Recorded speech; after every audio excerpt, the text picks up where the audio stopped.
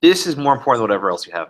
You have an exam coming up in very few days. Anyway, it's to your benefit. You get to ask me the questions, and the other people don't. Although I'm sure they'll be frantically emailing me the night before. I have a question, and then anyway. Okay, so I hope all of you either took the exam here or took it at your convenience. My goal for today is twofold.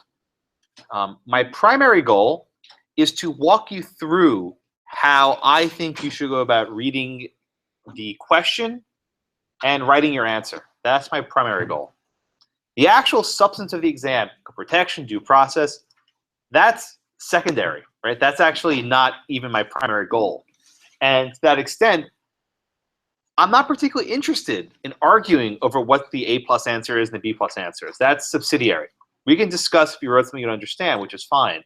But the primary goal at this point is to figure out how to read the question and write the answer. I'll presume today is May 9th that you already know everything we've learned. I've taught you everything. I've given you all the lectures. Maybe you're finishing up your outline, but at this point, you should know what you have to know.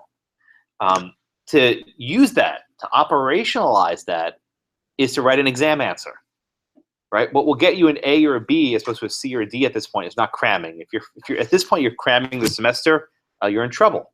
What will get you over the hump to get you to an A, which I want all of you to be, it will never happen because of a curve, but I would love to all of you have that kind of paper. Read the question and write the answer given both your time constraints and your word constraints. As with everything else in life, you have constraints, and these are constraints which we impose upon you. So the exam, the first page, the instruction sheet, if anyone doesn't have it, you can pick one up over here. Come on up, don't be shy. And John can bring it back for you if you don't have it. No problem. The first page, the instruction, that's going to be exactly the same, so you have a copy with it here. You don't need to waste time reading it. I'll simply change the date and the time. Everything else will be precisely the same. You have 1,000 words per question, so a total of 2,000 words. Do not go over. I don't have to say this again. If you go over, I stop reading, and this happens. It happens every year. No matter how many times I said it. In my property class this morning, one student asked, there are 5 parts. Oh, I'm supposed to write 1,000 words for each part, so you're about to write 10,000 words. I have nothing. I have nothing. Good for you. You'll get maybe 20 in the exam if you do that. There is a word count. You can use the stats feature on the right side. There's a thing that says stats. You can use it. Do not do the character count. I don't even have to waste breath on this, but this is your last warning, and I don't want anyone writing 5 text messages and come to me when you fail. That's not going to fly. It happens every year, no matter how many times I repeat it. Okay, so I asked you to do question number 2, so I'll skip number 1. I'm sorry, number 1 is a good question in your own time. This was shortly after Bergefell was decided, so that was what was on my mind. Yeah, usually these questions, whatever's on my mind at the time. It's I spent a lot of time writing these, and this question was last year when the Syrian refugee issue was bubbling up. And indeed, there was litigation over this. It wasn't when I gave the exam, but it happened subsequently. Okay, so the way I recommend you read this, and you can listen to me or not. Is that a hand, or are you stretching? Okay. The way I recommend you read this, and you can listen to me or not, is you start off reading the prompt, instructions. And the reason why I think you ought to start there is because I give you information. It's a cheating session, right? It's little bits that will help you focus your answer. Okay, so always start off reading the instruction. It says, recent terrorist attacks in Europe by members of a group known as ISIS have raised fears that terrorists could sneak into the US by posing as refugees fleeing from Syria. The governor of Texas has taken a series of actions in response to this perceived threat. You are a law clerk for the Texas Attorney General, and you are asked to prepare a memo of no more than 1,000 words addressing 5 questions concerning this timely topic. Okay, so you already know this is going to be some sort of executive power question, right? And the thing about executive power is it very nicely overlaps with individual rights. So think of a case like Korematsu, right? Was it an executive power case? Or was it an equal protection case against Japanese Americans? Or Maybe a little bit of country, a little bit of rock and roll. It's both, right? It hit both angles. So after you read the prompt, jump down. This is actually really short. I think it was barely 2 pages long. Yeah, wow, it was really short. You got lucky. Or last semester got lucky, whatever it was. In a memo of no more than 1,000 words for the Attorney General, please address the following 5 questions. Keep in mind that, again, your audience is a client, right? You're not writing a memo for a judge. This is probably going to be more of an advocacy piece, although you're not bound by this. Indeed, even if you are a lawyer working for the Attorney General and you think he's about to do something unlawful, you should speak up. Indeed, that's why you have an attorney. You have a duty to the Constitution above all else, of any boss. Don't forget that. And you have to address it accordingly. So question number 1 says, was Executive Order number 1 constitutional? Specifically, can a state prohibit its officials from assisting federal officials who are resettling refugees? Don't consider the impact of the Syrian Refugee Act. We'll get there in a subsequent question. Okay, that's number 1 was about the state's executive order. Number 2, was the Syrian Refugee Act a valid exercise of Congress's enumerated powers? Okay, so you're going to start thinking about commerce, start thinking about necessary and proper, right? There are only so many enumerated powers we've discussed. Number 3, did Executive Order number 2 violate the Equal Protection Clause of the 14th Amendment? Okay, so equal protection. Number 4, did the order violate the Free Exercise Clause? Again, how do I put this? I usually save First Amendment until the very end, but I almost always ask about it because I find it's a topic students study the least. So if you, for those of you who are not watching this later, if you want to do well, make sure you study the First Amendment. Year after year, I find students just, they don't do it. They get to the end of the semester and they get burned out and they don't know it. And then they write gibberish in their exam for the First Amendment. Don't do that. I ask it, and I warn my students in every review session, study the First Amendment. They still don't listen. So I can only do so much. So there's a Free Exercise Clause issue there. I always like to save the 5th question, the last question, for what I loosely call the policy question. This is something that is going to make you go, what the hell is he talking about? Okay, it's going to make you say, oh man, where's that in my Gilberts? Right? Where's that in my black letter outline? It's not going to be there. We've discussed a lot of policy in this class. I don't like the word policy. We've discussed a lot of things outside the black letter law, about the rule of law, the role of the courts in society, what happens when you have these clashes between the branches, right? You may be called political science, if you will, but we've talked about these things at some length. So this one, right? It says, it is often said that in the times of war, the laws fall silent. The counter argument is, in the times of war, the law may not keep us safe. Okay. Discuss whether racial or religious classifications can be constitutionally justified when there's a credible threat that certain groups may pose a significant threat to public safety. Are going to force you to be uncomfortable, and I do that quite deliberately. You have to engage it, and I want you to do a pro and con. I mean, there's strengths and weaknesses. Indeed, the core Matsu Court itself, which is something which you usually won't cite, you have to engage it. Now, I'm open to a wide range of answers, but I want to see something thoughtful that you've actually considered, not saying, of course not, that's stupid, that's racist, right? That's a very thrifty answer, but to actually explain why it's racist or why it's constitutional, or why it may be justified, that shows me you've actually thought this through. You're smarter than giving me short, buzzwords of that's wrong, or whatever. You can do better, and we'll go through the A+ answer, and I'll be happy to hear from any of you what you wrote. But this is your opportunity to show me how you can think and how you can really go outside. I mean, I promise you, when you get to question 5, it's going to be, what the hell is Blackman talking about? Questions. Okay. So let's too much for you, Scotty. Was that too offensive or? No. I had to ask. I had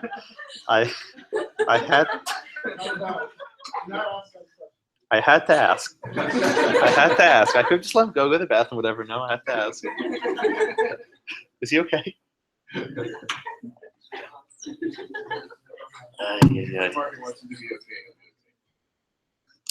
All right, so let's go. Actually, let's read the question. It's not very long. So my property question one was 4 pages. It took me forever to read. This one's actually fairly short. It's January 2016, which indeed it was almost going to be at the time. Hundreds of thousands of refugees are fleeing from Syria to escape ISIS. The president has already promised to accept many of these refugees, including 1,000 who are to be settled throughout Texas. I think that was roughly, I may be making it up. I think I checked that number at the time. The governor of Texas, fearing that terrorists may enter the state while posing as refugees, issues Executive Order Number 1. I always number them to make it easier for you, and they're usually sequential. And governors can issue executive orders as well, not just the president. Executive Order Number 1 says, no funding shall be available for local officials that facilitate the resettlement of any Syrian refugee in Texas. So we haven't discussed state law much, but one thing you should know about state law is they have a police power. And while Congress is limited on what can spend money on, the states are not, right? States can spend money or not spend money on just about anything they want because the police power is awfully broad. The only limitation on the state's police power is the federal Constitution, which is generally going through the 14th Amendment. But it could be also areas where Congress has full authority, which might be something like immigration. We'll get there in a minute.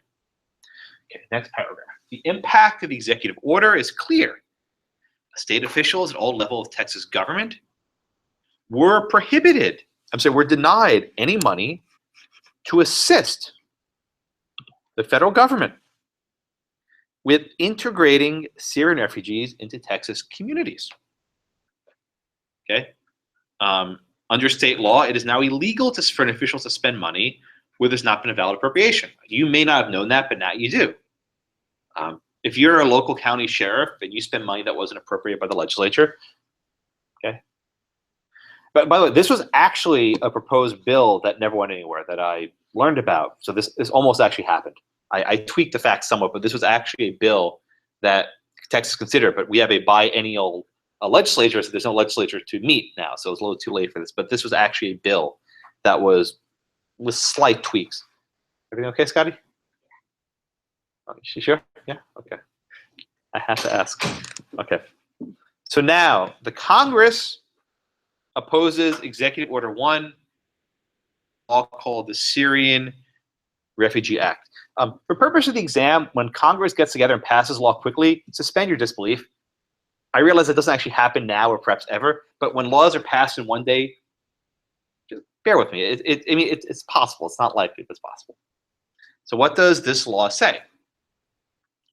In jurisdictions that receive federal financial assistance, the chief law enforcement officer shall cooperate with federal agents for the resettlement of Syrian refugees in their jurisdiction. Jurisdictions that refuse to cooperate with reasonable requests from federal agents shall lose 10% of all federal financial assistance. The president promptly signs this into law.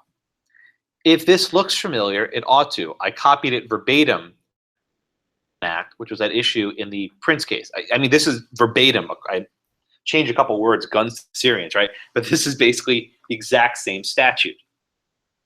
And the Prince case raises a number of constitutional issues you should be thinking about. Endearing, right?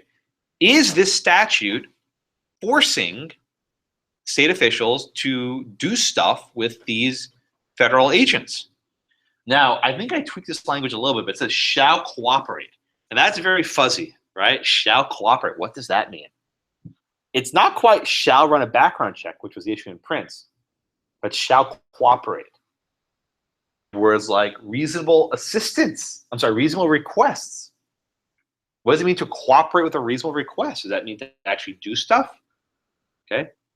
And then there's the stick, the penalty. They lose 10% of financial assistance. This was more or less the amount in NFIB. I'm sorry. This was more or less the amount in NFIB, right? Is 10% too much? Is it South Dakota v. Dole, right? How much money are we talking about? Because this is not just the financial assistance for Syrian refugee. It's the entire budget.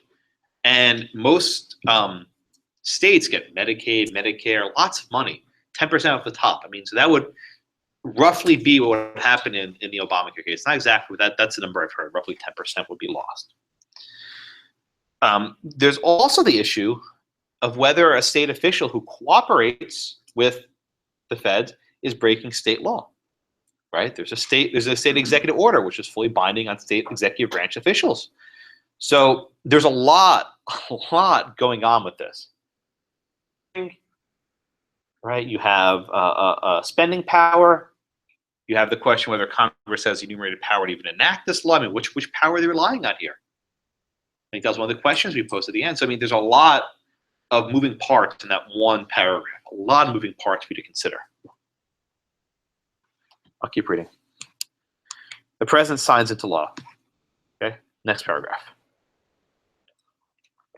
Every jurisdiction in Texas, and this is absolutely true, receives some federal assistance. The sheriff of Harris County, Texas, announces that he and his officers will disregard Governor Abbott's executive order and comply with the Federal Syrian Refugee Act. Okay, so now we have a situation where a state official says, you know what? Executive order number 1 is unconstitutional because Congress has this power. I'm going to disregard the governor. Okay, so governor files suit in state court seeking an injunction to force a sheriff to comply. The governor argues that the sheriff lacks the funds as violating state law. If you think about it, anytime the sheriff pays his officers in his car or does anything, that money is coming from a state credit card or something, right? If the governor said money can't be spent helping these Syrians, then the sheriff is violating state law, and that's what the state lawsuit's about. But the sheriff counterclaims that the executive order is unconstitutional because it's preempted or foreclosed by the Federal Syrian Act. Everyone with me so far? Okay. Okay, so then the next week, okay. The following week, the FBI makes a series of arrests of Syrian refugees in Garland, Texas. You remember this is where the Draw Your Muhammad competition was last year, where a bunch of ISIS people tried to shoot it up, but they were taken out fairly quickly by the security detail. So these Syrian refugees were indeed plotting a terrorist attack on behalf of ISIS, but the arrests were made before anyone was hurt. The people of Texas were shaken, not stirred. The FBI warned that there may be other refugees planning such attacks. Okay. Now, governor issues a second executive order. Okay. The second executive order says, as governor, I find that refugees from certain nations are more likely to pose a terroristic, by the way, that's actually the word, it's not terrorist, the adjective is terroristic. I looked this up, but to be sure. Refugees from certain nations are more likely to pose a terroristic threat to the people of Texas. As governor, I have the solemn duty to protect the safety of the people of Texas. And then he names them. All refugees from Afghanistan, Algeria, Egypt, Iran, Iraq, Kuwait, Lebanon, Libya, Morocco, Syria, Turkey, who apply for state public assistance shall be required to take a loyalty oath to the U.S. Constitution and renounce allegiance to the terrorist organization ISIS. All right, there's a lot going on here, and this was actually more or less a real bill. Senator Paul introduced a bill that would have effectively prohibited any refugees from coming from these countries. He named them, he listed them. So, I mean, this is, again, a bill. It was never passed, but it was a bill that was in Congress. So there's a lot going on here. I want to unpack this one level at a time. As a duty to protect. Does the governor's duty to protect allow him to discriminate and treat people differently on the basis of national origin?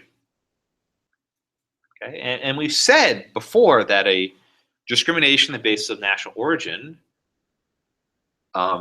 is afforded strict scrutiny. But as reasonable people, if you read these countries, let's see, Afghanistan, Algeria, Egypt, Iran, Iraq, Kuwait, Lebanon, Libya, Morocco, Syria, Turkey, something should jump out at you.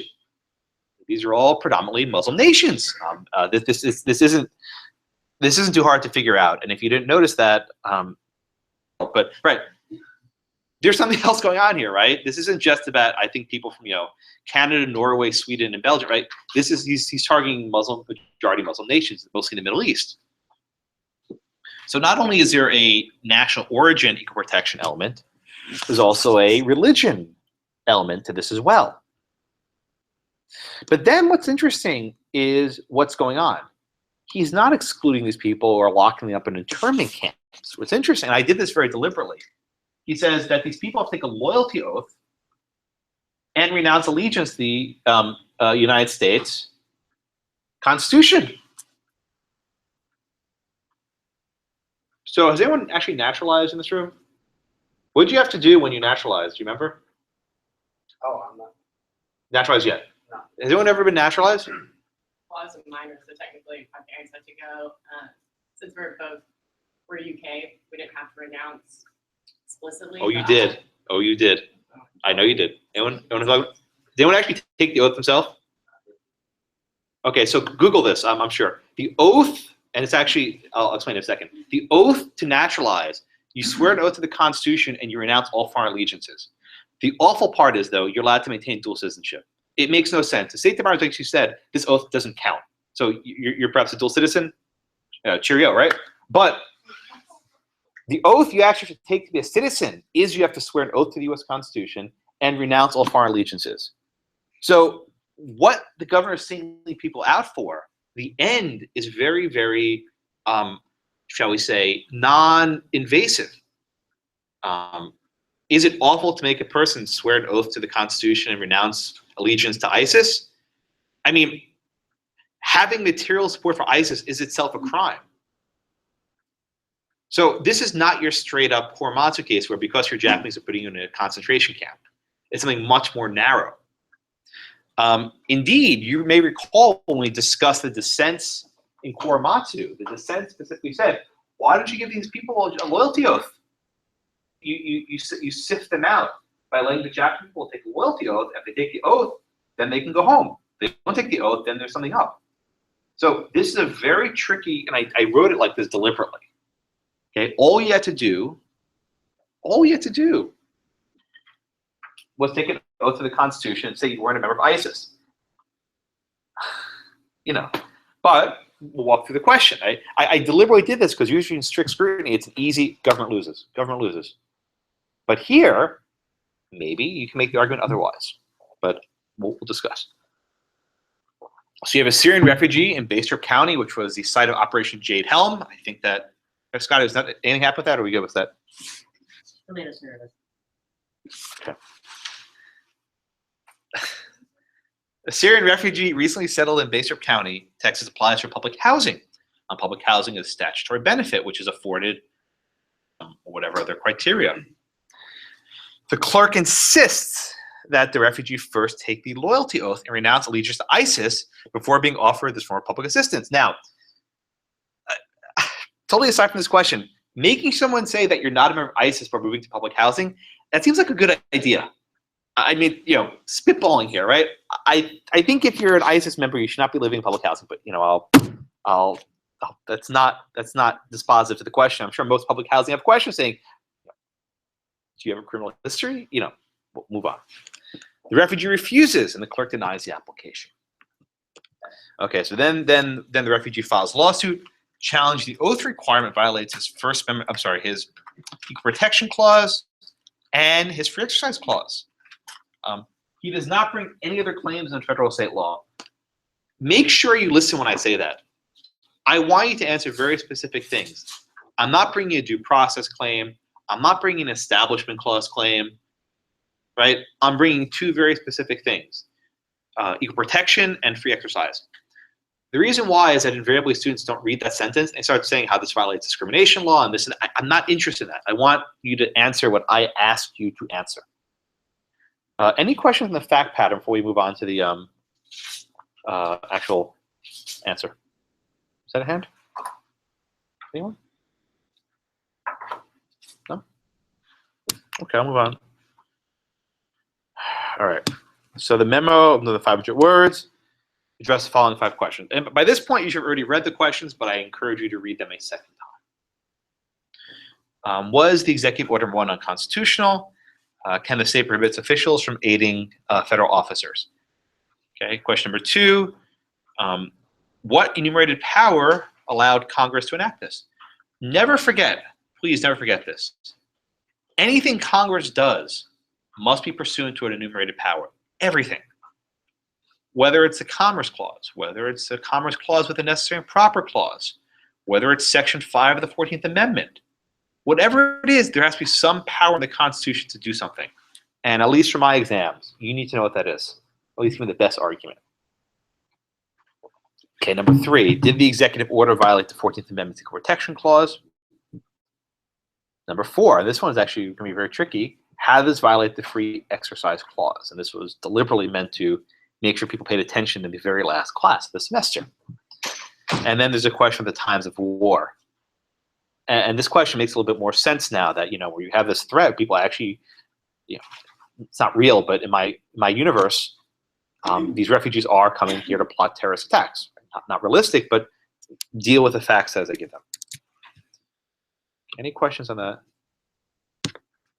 All right, what I'd like to do now is turn to the A+ answer. And I'm going to repeat this. I said it earlier. The A+ answer is not perfect. In fact, I've never given 100 ever. I've never had a 100 paper. I think one person once got a 96 in property. I don't know if ConLaw's even got much of a 94, 95. So there are going to be things I don't like about this exam. Indeed, there are probably things that I don't like about the exam. But the way to get an A in this class is to be better than everyone else. Right? It's not about being perfect because it's not going to happen. In my twisted mind, I have an answer I'm looking for, but no one's ever quite gotten that far. But you get awfully close, and you have to beat out your classmates, which is how the curve works. So as we're going through this, if you got something else, something different, feel free to raise your hand. I'll be happy to discuss with you, and I'm probably going to say, yeah, that's also a good answer. Right? That also makes sense. But don't take this as gospel, that it's the spoken truth, and that I endorse everything, because it's not going to be the case. Okay, let's read through these. Okay, question number 1. The executive order was likely constitutional. The 10th Amendment states that power is not delegated to the U.S. reserved to the states or the people. This includes the police power over health, safety, welfare, and morals. All right. The issue at hand is the distribution of state funds within the state. This is a power not given to Congress. It is held by the states. Okay? Congress may not waive state sovereignty unless the solution is proportional to the problem. That's not exactly relevant. This wasn't about whether Congress could allow the state to be sued. So that statement is neither here nor there. But the general principle of state sovereignty, I think, does control. Here, the decision not to distribute money within the state would not warrant a congressional waiver. Right? It's not. It's kind of right, but not exactly. But it's still pretty good. Second paragraph, those where it's at. Also, Prince v. U.S. states that a congressional act commandeering state officials was outside of Congress's reach and therefore could not be allowed. Here, the state officials were essentially being commandeered to assist with the settlement of the refugees. Similarly, New York versus United States held that a commandeering a state by forcing them to do what the federal government wants is unconstitutional. And then in Butler, which is a good reference, the exercise of a constitutional tax on the citizens, the attempt to stake over the police power. Not exactly on point, but in the ballpark. Okay, so this is a pretty good answer. I think I could easily make the other argument that this law is unconstitutional, and that it is indeed the province of the federal government to entertain matters over the immigration. And because the law is framed that way, they shall cooperate. Right? That's not an order. Right? That's not actually telling them what to do, but saying, oh, you can help out. Shall cooperate is just weird. It's like, wait, are they making you? Is it voluntary? Unclear. So I think this is probably the better answer, but I think you could probably make the other case as well. Yes, sir. Doesn't this bring in the Syrian Refugee Act? Said not to address it. I didn't. Right? No. In question number 1, right? What the hell? Oh, this is another document, right? I'm only talking about the act itself, right? This is before. Okay, let me put it like this.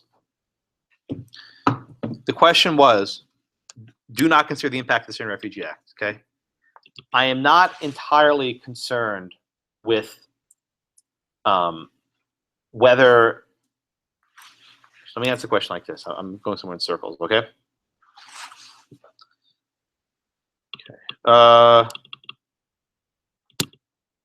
the executive order says no funding should be available for local officials that facilitate the resettlement of any Syrian refugee in Texas. Okay. So before this executive order was drafted, we've seen the previous paragraph that the federal government is trying to resettle them. So it's not directly involving the Syrian Refugee Act, but the general idea that the federal government will be resettling people within the state. So what I was really looking for, and this would have been, the perfect answer, would have only discussed the extent to which the states are not required to cooperate or even to assist with the first paragraph. Okay, I think the answer, what most people did talk about the Syrian Refugee Act. This is the part where I said that people don't always follow my instructions. Okay, but I was trying to isolate the state's police power over these matters and whether commandeering they could even be required to. Does that kind of answer your question? Yeah, I mean, it's when you start bringing the comedy comparisons to Well, not necessarily, right? Not necessarily, because in the first instance, right? So assume you're an advisor to the governor or the attorney general, and he asks you, "Can I issue this executive order? Congress hasn't acted yet." You would say, "Of course you can issue this executive order, right? The federal government can't tell you to spend your money. That's solely the province of the state's police power. So go for it." That makes sense? The answer that the student wrote probably wasn't doing what I just said. And I got 80 of these, and very few people actually did what you are asking about. They don't read instructions. But I gave good credit for it anyway, because you have to be better than your colleagues. John? So I guess a follow-up on these questions. I like that you guys read instructions. If you're gonna nail it, then I'll gladly give you guys the A. But I appreciate reading instructions closely. Yes, John. I'm sorry to interrupt you. No, it's fine. I guess I was similar. I also agree that like the shall cooperate and how what the government requires is definitely like an issue picked out. Yeah. But then I also read the purposes of this to kind of talk about student representative. Well, okay, well, John, look at question number 2. Okay. Yeah. That comes into question number 2, because if it's in fact commandeering, the Congress can't do it. Yeah. So I think, when I was writing the exam, what I had in mind was that comes into question number 2. Okay. I was trying to isolate question number 1 about the police power, and make question number 2 about whether Congress can actually do this. Okay. Because by asking about the enumerated powers, like, okay, can Congress actually do this? Yeah. So the first one was a lot more like state power. Yes. And Yeah. what that can do. Yeah, that's why I didn't see that. You also just said like in your perfect answer, you thought like, I'll cooperate. I think I was talking about number 2 at that point. Oh, okay. Yeah, the difficulty is, has anyone ever actually written an exam? I know I've had a couple teachers in this class. Writing an exam, it takes me about a day and a half to write these. And when I'm writing these, I try to anticipate every single one of your questions. I try to anticipate every single one. I say, okay, he's going to think this, not individual people, but this student's going to think this, and this student's going to think that. How do I avoid this? Because once I give you the paper, you can't ask questions, right? You can't ask the proctor a question. You're not allowed to. In fact, I'm not even allowed to be in the room. Did you know that? My first semester, when the exam was being given, I showed up. I wanted to give good luck, everyone. And the proctor shooed me away. Apparently, they don't want us even there, because in the event someone has a question, that's unfair. So, you're on your own, guys. But when I write this, I try to anticipate as much as I humanly can. And no matter how much I think about it, I always miss stuff, because there are 80 of you and 1 of me. So I tried to frame the question the way I did, to stress that number 1 was about the state's police power, and number 2 was about the powers of Congress. I tried to separate those, and maybe I didn't do as well as I could have, but I tried to separate them. But yeah, I think your question, John, we're on target. And if you guys nail that, then you're in good shape. Yeah, and that's exactly what I was thinking of. Again, if you actually look, the person wrote about New York again in the second question also. This is also why it's important to read all 5 questions. That way you don't repeat yourself. Because very often you're just like, oh, he must be asking about this, and I'm actually asking on the next one. Based on the shall cooperate that I'm going to be asking about that. You picked up on that, which was good, but I didn't ask about it till number 2. So, hey, I write the questions as detailed as I can, but no matter what I do, you're going to think of something I didn't think of, and then and then people come complain. But yeah, the answer to number one was pretty good. I mean, it was pretty solid. The first paragraph, frankly, was better than the second paragraph. I mean, the second paragraph, I think, is giving me more about number two, but the first paragraph is pretty good.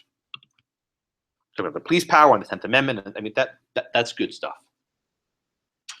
Not good that I agree with it, but good that that's and responsive to the question. Yeah, three. So I understand it's all about the 10th Amendment. You also can use the Prince case very relevant. Yeah, Prince also thinks that's sovereignty. It's also on point. How about a condition coming from the majority said that the courts should not interfere in how the state spends their money for tax money. Well, that's interesting. I mean, you're citing now a pro-segregation case. But also some of the spending tax money. I didn't think about that. I mean, I just added it to Prince. so I give credit for that. I mean, the one caveat though is that decision was premised on the fact that the 14th Amendment was an implementation on how states spend their money to affect the rates. But I mean, it's what you cited is merely a restatement of the fact that unless the Constitution prohibits it, states can spend money however they want. I mean, good connection, good issue. I hadn't considered that. Every year, people come up with stuff that I did not think of. That would be the first time anyone's ever cited coming at any exam I've ever given. So, good, gold star, very good. Anything else, number one? Anything else, number one? Okay, we'll do number two. Okay, number two says, the Syrian Refugee Act was a valid exercise of Congress's powers. Article 1, Section 8 says that Congress has the power to lay and collect taxes. Okay, and in South Dakota v. Dole, the attempt to withhold 5% of federal highway funds was a permissible attempt to incentivize the state to change their drinking laws. Here, the jurisdiction that refused to cooperate with the SRA will lose 10% of their federal financial assistance. The dissent in Dole argues that at some point pressure turns to coercion. However, 10% is not likely that point. Similarly, in New York versus U.S., the court upheld this notion, holding that it may incentivize, not coerce. Yeah, this is a pretty good answer, but I think what I was more looking for, and let me go back to the actual the actual Syrian Refugee Act. The issue here is which enumerated power, right? That's the question. It's under Congress's spending power, although that is a phrase that doesn't appear in the Constitution. But it's generally understood to be part of the power to tax. If Congress taxes their money, they can spend it how they wish. Of course, there are limitations put on the spending power. This was South Dakota v. Dole. This was Obamacare. South Dakota v. Dole said losing 5% of highway funds is not that bad. But Obamacare said if you're losing roughly 10% of your entire federal budget, I think Sonia misread the question. It's 10% of all federal assistance. That's education, healthcare, food stamps, women, infant, children, everything. So I think the better answer is that this is coercive. And here you should be talking about Prince. Prince is the better answer here, not number one. One second, Scotty. And the shall cooperate. I think you can have some fun with that. I wrote that very deliberately because it's somewhat ambiguous. And what's a cooperative or reasonable request? That maybe they can choose to do it. But also, the issue in Prince wasn't about spending power. The issue in Prince was they're required to run these background checks, period. Here is, okay, you're not required to run these background checks, but if you don't cooperate with us, you're going to take away your money. So it's really a mashup, if you will, of the Prince case and Dole. It's both combined. And it's a combination of the commandeering versus the spending doctrine. I think you can go either way on this one. I don't know. Scotty, your hand was up a minute ago. Yeah. Another simple way to kind of tackle this is looking through O'Connor's dissent in Dole. Yeah. And then look at the germaneness, because I thought 10% of all your funds is not proportional or congruent with just this. So it's interesting. Did the court NFIB adopt O'Connor's germaneness test? No, they didn't. The Obamacare and Medicaid expansion, that got, how you count, 3 or 7 votes. It's complicated how you count it. But it did not endorse O'Connor's germaneness test. What they said was a line of coercion. right? And they said at some point it's like a gun to the head. I think that was the chief's image he used. But you're absolutely right that O'Connor's germaneness. This is not relevant to the issue of Syrian refugees. It's all money involving education and healthcare and food stamps and everything. That was exactly my argument. Yeah, I think that's a solid argument. In fact, it's a little bit more concrete than the Chief Justice's opinion in Obamacare, which was just coercion, which was, Robert's going to be Roberts. Okay, who else had thoughts on this? Yeah, Tariq? So we can that in Obamacare they use the tax as function. They shouldn't use the tax as function. Who's being taxed here? Citizens, How are they being taxed? if they don't comply, Who's they? citizens of the state. Who's bound by this law? Who does this law control? The citizens of the state. No. Who is bound by this law? The officials. So we're not talking about taxing citizens, we're talking about binding public officials. The Cleo, the chief law enforcement officer, that was the exact phrase the sheriff in France did for the Cleos. Okay. Can we use legislators that are with the state Congress try to control manufacturing with some restriction? The Congress can control manufacturing with some restriction. So again, that's the case, it's probably been overruled. It's not probably been overruled, but it's probably not. So hold on. There was a case. So it's really funny. There was actually a case in the D.C. Circuit with one judge who doesn't believe in the deal last week, and she actually frequently cited United States versus Darby. I actually think it was a good case, but most judges would think that Darby is under the law, but for that proposition, Darby is under the law. Long story short, I would accept that answer, but probably the professors wouldn't. But I think you're on target. It's better than Cummings that way. Is it Cumming or Cummings? I forget. Anyway, who else in number 2? What else? Other comments? Yeah, it was a case involving Amtrak. So Amtrak is basically this quasi-governmental private entity that can not only set its own rates, but set the rates of its competitors. It's a bizarre regime.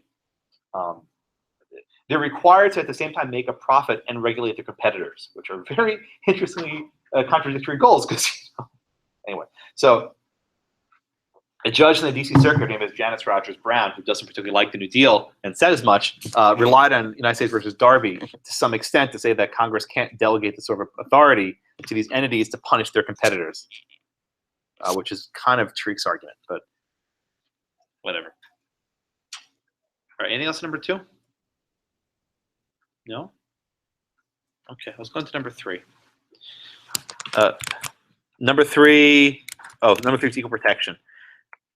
This is I think one of the tougher equal protection questions I've written, because it involves what I think is strict scrutiny, but it's not clear cut that the government wins. I'm sorry, that the government loses. And I would of course accept questions either way. I don't care which way you go. So this student wrote, Executive Order 2 likely violates the 14th Amendment. 14th Amendment states that no state shall deny protection.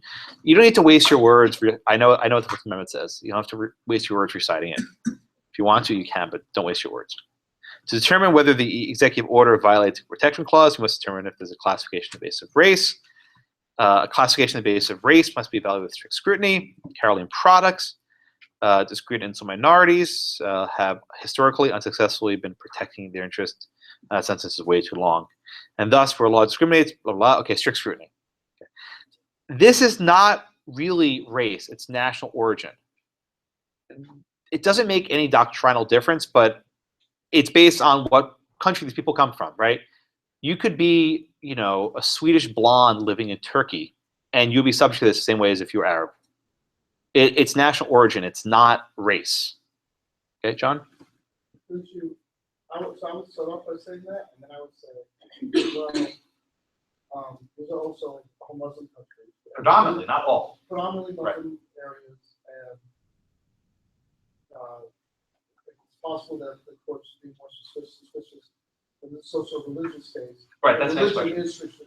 Right, but that's the next question, though, right? I separated them out, you see? Okay. This question is equal protection, next one's our free exercise. But you could also make the point of saying that this is actually protection based on religion discrimination. Yeah. I think that's also valid. But it's not race by itself, it's national origin. Frankly, it makes no difference if it's all strict scrutiny all the way down, Yeah. right? It doesn't make a difference, right? You can be, again, you can be a Swedish blonde living in Turkey and you're treated the same as if you were, an Arab living in, Algeria, right? The actual race of the person, whether black, white, it makes no difference. Yeah. Is that a race? Middle Eastern? Too complicated. I didn't go to grad school. I have no idea. Whatever. I would say national origin, but intersectionality. Yeah. I think you've already addressed this, but in full citing here, is that also kind of a waste of words?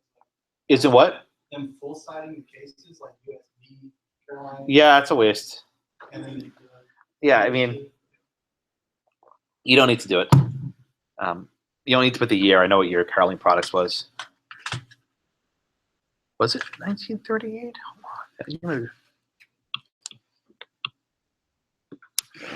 Okay. Okay. All right, so then they keep reading. So we get to strict scrutiny. So if you get there by religion, if you get there by race or national origin, all roads lead to Rome. Like all roads get you to strict scrutiny, which is fine. Here, as in Korematsu, okay, you sign Korematsu. There's a classification on the basis of race. Close enough. The court held that with a compelling state interest of national security, the means of excluding Japanese are properly designed. I think what the student means is the goal, the state interest, is justified by what they're trying to accomplish. Here, all the refugees from the listed other nations who apply for state public assistance should be made to take a loyalty oath. The means with which to achieve the state's security interest must be congruent proportional. That's not exactly right. The strict scrutiny standard is I always read these and think, oh, what's this person thinking? But when you're under test situations, some are better than others. The strict scrutiny standards that narrowly tailored to their compelling state interest. That would be the better than congruent proportional. Similarly, the court held that the California policy segregating prisoners based on race was not allowed. Okay, this was the California versus Johnson case, which I mentioned very briefly in a note. The court does not easily find that policies promoting racial discrimination are valid. Here, requiring a loyalty oath will likely be found unconstitutional, even though it's much less invasive than means taken in Korematsu. Okay, that's a good answer. I think it's a solid answer. What I was looking for, and I think the way I would approach this, is talking about the means and the ends. Okay, so what is the end? What is the goal? National, or I guess state security. Don't mess with Texas, right? Protecting the people of Texas from terrorist attacks. That there are these legitimate threats of these Syrian refugees, blowing stuff up and killing people. Okay, that's your end. Okay, what is your means? You're singling out individuals from specific nations, Middle Eastern nations, maybe on the basis of the predominant religion of those countries, maybe on the basis of the fact that they're predominantly Arab countries, however you want to frame it. Okay, so you're indeed classifying based on race, but you don't stop at the classification, right? This is not simply excluding them because they're Japanese and putting them in camps. What you're asking them to do is to basically pledge an oath to the Constitution and say they won't be a member of ISIS. Is there a burden on individuals by asking them to pledge an oath to the Constitution, not be a member of ISIS? Yes. Is it a large burden? I don't think so, but that's not entirely the question, right? So what is the fit between the means and the ends, right? You're not asking all refugees to take these oaths. You're only asking refugees from these specific countries. And, if you want to be a strict scrutiny application, you'd say, well, these are countries that are mostly Muslim countries. And perhaps this law is premised on a, animus, to use Justice Kennedy's favorite word, that people from Muslim nations warrant more scrutiny because they may be involved in these terrorist activities, right? You're not asking the refugee from Belgium or France to take these, even though there have been ISIS attacks with native French people in the Bataclan, right? So I can see this going, you can make the argument either way. is the fit between the means and the ends close enough? That I think is the sort of analysis that I would want you to answer. Is this one of these rare cases where racial discrimination or sorry, national origin discrimination may be justified? Or is this, you know, straight up bigotry and it's not allowed? I think you could explain that using the words we've used in class either way. Samuel? What if you get into it because Get into what? into kind of the way that the law is phrased and the phrased, because just with it being phrased as to renounce allegiance to ISIS is basically assuming that they're currently ISIS and would have to renounce it in order to. You know, Oh man, I think you were this close than I did. you know, if you said like, you come here and say like, well, if I was the 1980s and I was. Oh, I see what you're If I was saying. moving here from Ireland, you say, well, okay, just don't join the IRA, we're fine. But if I'm Atlantic, well, are you going to quit the IRA before, you know, like, well, I can't renounce. So you're saying he presumes they're already members of ISIS? Right. You know, I'll be And honest. I realize it's not illegal, like it's not a burden to say like, well, but it's still. I'll be frank. That thought never occurred to me writing the exam. Congratulations. That thought never occurred to me. But did anyone else think that? Yeah. Okay. I mean, again, there are 8 of you and 1 of me. So I mean, I suppose. I mean, oh, Samuel, tell me. So given that, how did you write out your answer? I just said that it puts more of a burden because it's more. It makes more offensive. even though it's not Stigmatizes illegal. maybe that. Yeah, stigmatizes. Okay. It's something more than. Look, if you wrote that, I would give you. I mean, that thought never ran through. But yeah, I could have, if I phrase it to announce that they have no allegiance to ISIS, right? Would that be better? Yeah. Okay, I didn't even consider it, but thank you. That's why you guys are lawyers, right? You come up with stuff and you tell your boss, the governor, no, don't phrase it like this, phrase it like this, right? That 2-word change could have saved the constitutionality of the statute. Imagine that if you're the governor, you flip 2 words, which you probably didn't think about, that could save it in court. Because that's actually, I think, a fairly compelling argument. Because it's fair to ask, have you ever been a member of a terrorist organization? Are you ever been a member of the Communist Party, right? Right. Versus renounce your communist allegiances, which is, I think that's a very good answer. It didn't even occur to me. So yeah, in the back. So one question like this, do you want us to go both ways? Because like you said, typically strict scrutiny is going to go against them, so you can do a sound analysis. That it You know, definitely- I would love if you can give me the pros and cons. I mean, I don't always frame the question like that, but if you can show me you know both sides, that's going to pretty much put you on track for an A. Scotty? So if we said it was constitutional and took the dissent line and Johnson v. California, that'd be an okay answer. Yeah. I don't have an answer on my end. Like I don't have a specific answer. I write these with fact patterns deliberately complicated enough that I think you can take it any way you want. So you wrote that'd be just fine, Scotty. Yes. Is that was a common question, or is it just for certain questions? I mean, if you're able to explain to me both sides of an issue, that's always a good thing. Right? All these issues are designed to go both ways. Every question I ask you, I can go either way, yes or no. If you say, here's the pro, here's the con, and here's why the con argument's stronger, okay, then you're actually taking a position. Right? What some students do is they're not really sure and say, well, there's this and there's this, and I don't really know which way. Right? So tell me which one's better. Yeah, what if I take one issue? If I take one subject?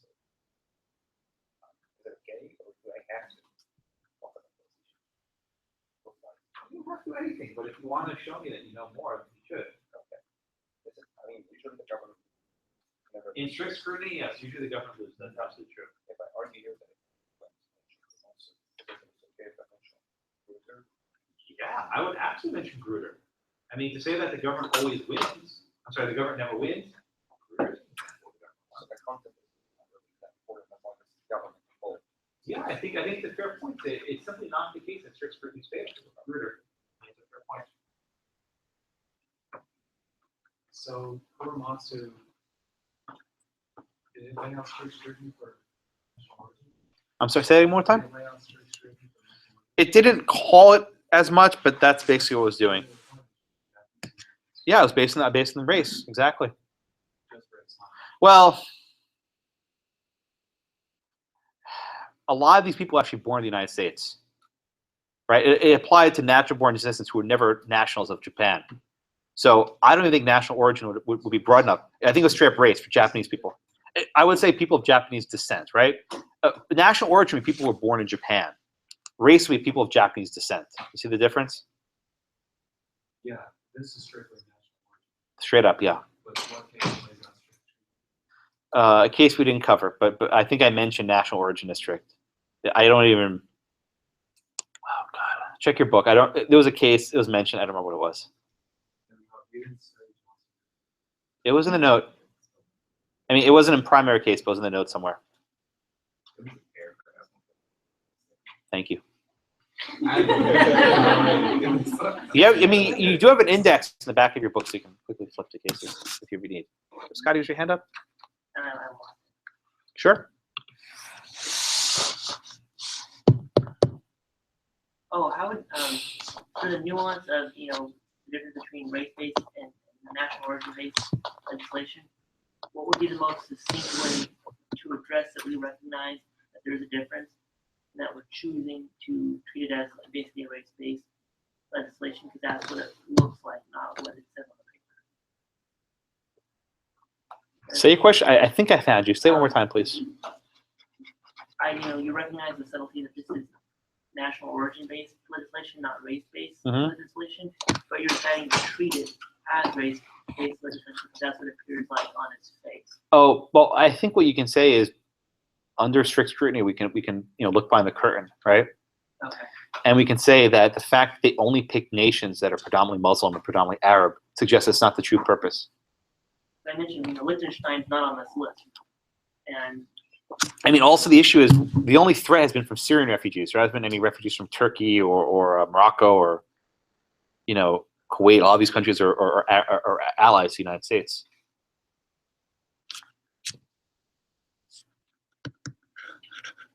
Anything else on number 3?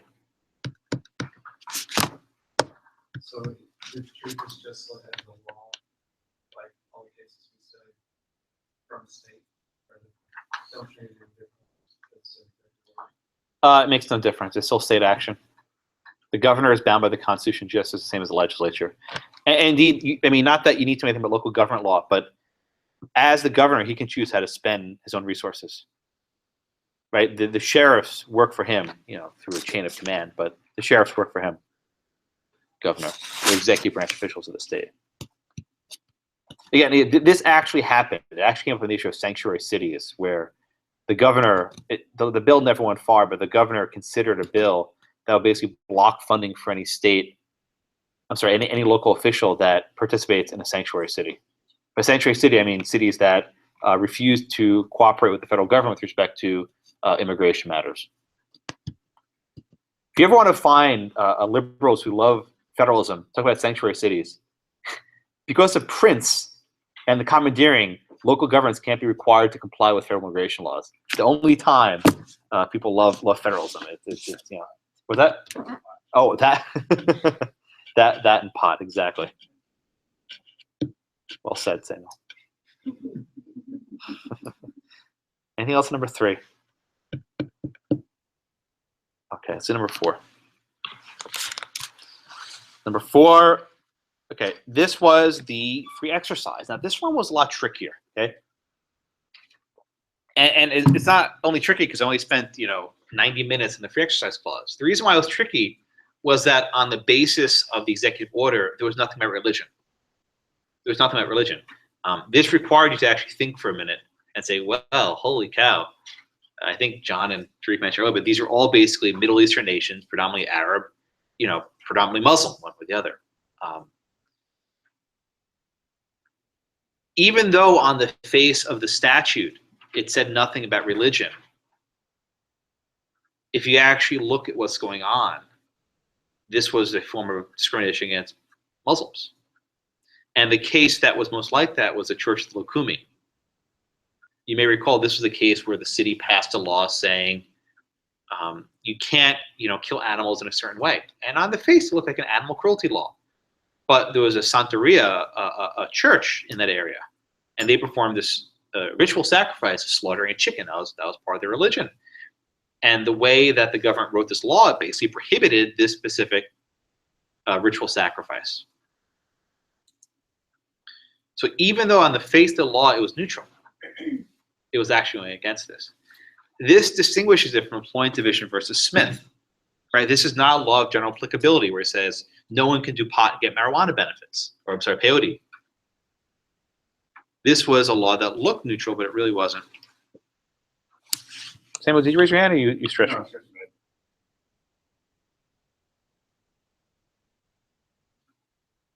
Okay. So let me read what they were for number 4. Executive Order 2 violates the Free Exercise Clause of the First Amendment. The court held in Church of Lukumi. Yeah, you don't need to give the entire 8-word title of the case. It's not necessary. The law of general applicability must apply everyone equally. As the law in Lukumi was written and effectively target only the sanctuary of faith, here the law blatantly states that citizens from the listed countries are only one applies to. Okay, courts are not in the business of, and I say only because they put in all caps. Courts are not in the business of deciding what religion is. If it potentially recognizes the church as flying spaghetti monster, it is possible that religious beliefs under ISIS organization may require recognition. Those protective rights under the First Amendment would not be extended to all violent crimes. Oh, he took this a different direction. However, if there is a specific religious aspect of ISIS that would forbid an oath of this sort, it would likely hold that this law does not have general applicability and is therefore invalid. However, if the oath were to be administered to everyone equally, not only refugees but also citizens, the law would maybe be valid as one of general applicability. Smith holds that law of general applicability prohibits a lot of repetitiveness, prohibits everyone from participating in legal consumption of drugs, does not violate the Free Exercise Clause. Here, the court effectively ended the carve-out of religion with Sherber and Yoder, thus it violates the Free Exercise Clause. So the answer, again, rambles a little bit and it goes a little bit disjointed. Let me try to unpack it. This is how I have to grade, trying to figure out what you're trying to say. It's very often difficult to try and figure out what a student's getting at, but there's two distinct points students making, which are both very correct. What they're actually arguing, and this is actually interesting, I didn't thought about this, is that ISIS is a religious group. They're perhaps known as the Islamic State. And to say that you can't be a member of ISIS is in fact a violation of religious freedom. That if I want to be a member of this religious group, which perhaps is terrorist, I could do that. It's a really interesting argument, and I don't think I considered that when I was writing the exam. I was thinking about the discrimination based on a religion with a nation picking out. But here they're saying we're basically making you drop out of the church, or mosque, whatever it happens to be. There are actually cases on this. I haven't assigned them, but cases involving material support for terrorism, right? What if you speak out in favor of a group? It's like, I think this revolutionary group or these rebels are doing the right thing. Are you materially supporting terrorism? And these are First Amendment issues. The second thing the student wrote, which is what I was going for, is that even though this looks like a discrimination based on national origin, these are all Muslim nations. And that is a straight up free exercise violation, that they're not applying it equally to all religions. Only these specific religions, Islam, from these nations are required to sit and take this oath, right? If you're, an Irish person going from Ireland, you're not required to take this and renounce allegiance to the IRA, the Irish Republican Army. Have you been a member of the IRA? No. Okay. So I think, again, these answers are not always clear, and under test circumstances, they're still bit muddled. But I think there's some good stuff in there. Also, the student noted quite well that Smith had the effect of carving out Yoder and eliminating the carve-outs from Sherbert and Yoder. That was a fairly nuanced point that you had to really pay attention to the last week of class, which I appreciated, which led to the RFRA.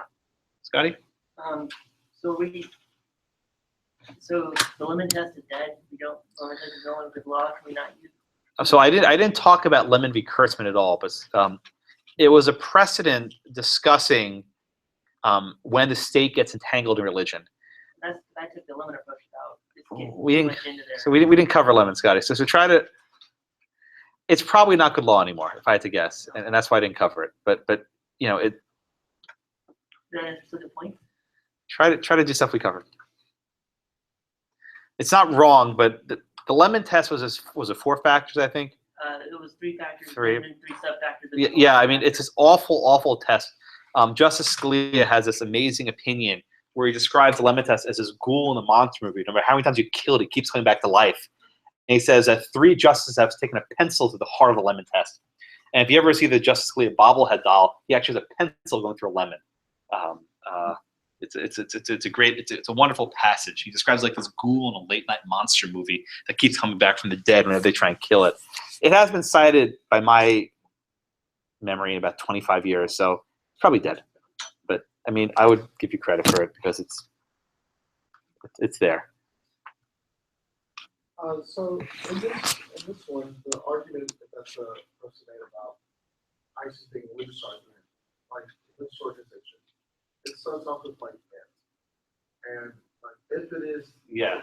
and usually A lot of hedging, right? Yeah, and I'm like, well, I understand like, and that's like literally half of like the middle part of the whole thing. It's like 200 like a lot of words right there just on this hypothetical facts that's not even in it. And while I can see how that's relevant, I would be cautious to move on the question. And You know, just don't how to do it. I actually, the reason why I rewarded it was because they thought of a way to answer the question I didn't think of. But they also change the facts like doing it. It wasn't. Did they change the facts? If it's recognized as a. I don't think it's that much of a stretch that the Islamic State can consider a religious group. I mean, I'm sure the U.S. government will never say that, but I don't think that that's a ridiculous stretch to say. Yeah, I don't think they. I'm sorry, with all the ifs, I like, is it constitutional? Yes or no. Yeah. But the hedging gets annoying. Yeah. Because it tells me you're not really sure and you're trying to have it both ways. So, yeah, not a perfect answer. I prefer to the extent you can, giving me what you think the answer is, not a series of 8 hypotheticals. But I don't think this was rewriting the question. I believe it was actually. Okay. I thought the person read the question. Perhaps they used some of their outside knowledge, which is always tricky. But I thought it was done well. Yeah, I mean, with myself, the exercise class, I talked with like, okay, last week we did personal stuff, and we also last week class on religious. So I could see why Yeah, we did Yoder. I mean, the Native Americans. I mean, the Amish. Yeah. I mean, these religious groups. Is it, if this was federal law, is it acceptable to talk about representation? Okay, so if you remember, I'm going to catch you on what you said before. In the question, I said he does not bring any other claims under federal state law. I did not want you to talk about RFRA there. Like this, Exactly, I did not want you to talk about RFRA. I mean, even though Ford might. No, I said he did not bring any claims under RFRA. See, before you said you were yelling at the person for writing about the thing they didn't ask about, and now you're the exact opposite. Yeah, I said I do not want you talking about federal state law because I did not want you talking about RFRA. Because under RFRA, it's a different story. It's a different equation. This is only the free exercise clause. The only free exercise clause and equal protection. That's the only ones he brought. I mean, look, if you talk about RFRA, that's nice. And It's usable. Because that's a federal law. what's federal law? It's not a- It is. So no federal law. I mean, I know in this case, but. Well, that's why That's not a constitutional, it's not directly implicated by precedent or the Constitution. What's not itself. implicated? RFRA. So I mean, is it okay to bring something like that in and say, well, under. That's your- here's how I see your question because you're saying this is con law, not statutory law. I'm asking about a statute. Is that what you're asking? I'm asking if you can bring in statute. Sure. If it doesn't explicitly say- Sure, absolutely. I mean, we spent like 2 days on RFRA. We did it. We did Section 5 with respect to the Bernie v. Flores case, and we did it again at the end of the semester. Of course, you can bring it up, right? RFRA is interesting. You're right that it's not constitutional law; it's a statute, but it's a super duper statute that has assumed the level of almost the First Amendment. In fact, during the arguments, the Little Sisters of the Poor case, the Chief Justice inadvertently referred to it as constitutional law. He didn't mean it, but he said it, and we all know what he meant. Yeah, the second time I was like, whoops, he didn't mean that. But even if the Chief Justice can make this up, he can mix up too. Anything else on number 4? Anything else on number 4? No? Comfy there? Okay, good. All right, number 5. Let's go on number 5. Again, this is the question where you can go, any which way you want. But I want you to talk about cases. I want to talk about policy. I want you to show me that you really paid attention. And the student wrote, Korematsu allow the classification, the base of race. Again, I think it's probably better national origin or religion, but it's fine. When it was necessary for national security. However, Korematsu has been a blemish on the skin. That's it. Okay. A blemish, and some noxema, right? It's been a blemish on the skin of the United States since it was decided. Imagine reading 80 of these, actually 160 of these. This is why it takes so long. It's a lengthy process. Since then, many cases have decided this sort of classification is not permissible, even to stop violence, the California case. Now, allowing those racial or religious classifications will be a dramatic step back for the United States, both in the eyes of its citizens and the eyes of the foreign leaders, which is a valid point. I think heard Samuel yelling at Scotty about this before, but what we do domestically, in fact, does impact how our own people are treated abroad in foreign nations. There's a reciprocal idea. While the Syrian refugees may, this is capitalized, pose a threat to national security, it is unlikely that they all do. Taking such drastic measures as religious racial classifications would be doing great harm to the Constitution and what it has evolved into. Okay. The Constitution may have started as a document that allowed slavery, but through time, by virtue of court precedent, constitutional amendment, it is attempted to do away with as injustices. That's wrong. Court precedent didn't get rid of slavery as the 13th Amendment. I don't know what. This is going to try and make some sort of grandiose point that I think missed. But yeah, we must continue to move forward. I should note that, how do I put this? This class is stronger than my last semester's class. So I'll leave it at that. This was a pretty strong class. Okay. That was not a particularly impressive answer. I didn't care for it much. I think there was stuff that was simply factually inaccurate. The 13th Amendment got away with slavery. It wasn't. If they said discrimination, I'd buy that, but not slavery. Okay. What I would have, if I were in your shoes, right? What would I have written? I would have written about. Let me read the question one more time for you guys. Make sure I'm answering it right. Okay, times of war, the law falls silent. Okay, so the way I would have framed this, say that, as a general proposition, there's no reason to treat people differently on the basis of their race or religion, right? There's no meaningful distinction as a general matter between a person who's black and white and from Iran or Iraq or a Muslim or a Jew, right? They're intrinsically, people have, no differences, okay?